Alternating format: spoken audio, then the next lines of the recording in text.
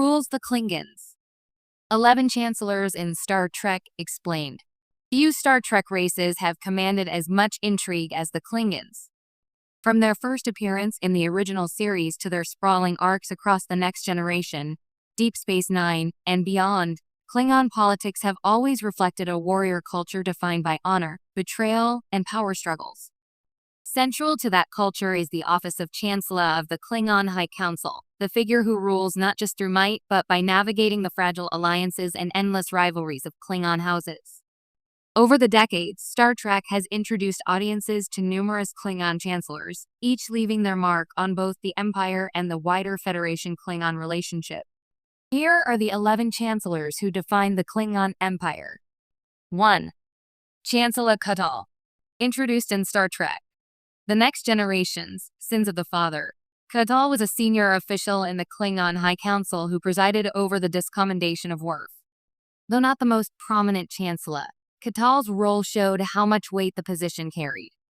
His presence underscored the High Council's authority and the tradition-heavy process of punishing dishonor. 2. Chancellor Azetbur. Daughter of Chancellor Gorkin, Azetbur assumed power in Star Trek VI, the undiscovered country after her father's assassination. Unlike many Klingon leaders, she embraced peace, choosing diplomacy with the Federation over endless conflict. Though her reign isn't deeply explored on screen, Azetbur remains pivotal.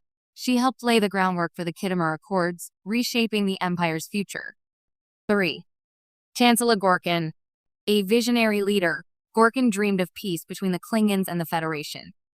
His assassination in the undiscovered country was a turning point, sparking political chaos, but also inspiring others to carry forward his vision.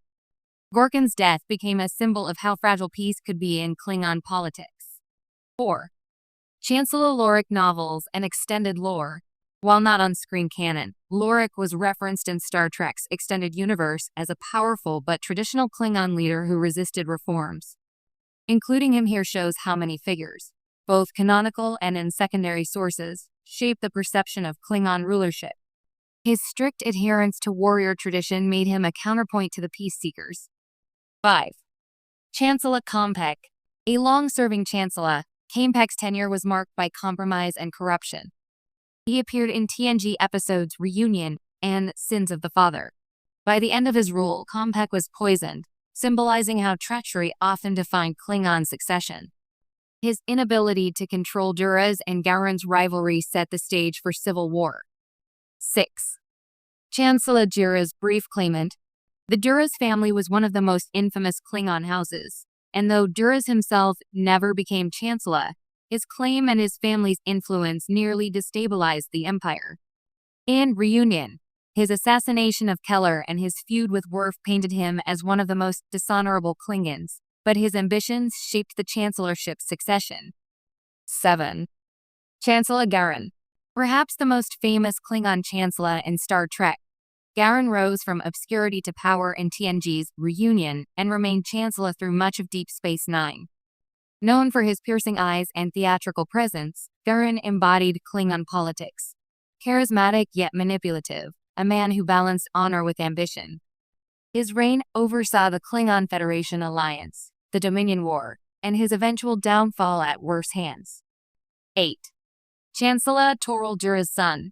After Duras' death, his son Toril became a figurehead manipulated by the Duras sisters, Lursa and Vader. Though never fully respected, Toril's existence prolonged House Duras' influence and gave Worf continual enemies. Toril symbolized how weak claimants could destabilize the Klingon succession. 9. Chancellor Martok. General Martok rose to the role of Chancellor during Deep Space Nine, chosen by Worf after Gowron's dishonorable death.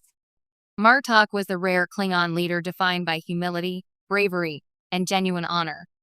His leadership strengthened Klingon Federation relations during the Dominion War and restored dignity to the office of Chancellor. 10. Chancellor L'Rell. Star Trek. Discovery. A dramatic reinvention of the Klingon political scene, L'Rell took power in Discovery's first season finale. As a female chancellor, she had to fight not only external enemies but also entrenched patriarchal traditions within Klingon culture. Her consolidation of power, backed by Federation blackmail, made her one of the most complex Klingon leaders. 11. Chancellor Mrek novel continuity. In non-canon lore, Mrek emerged as a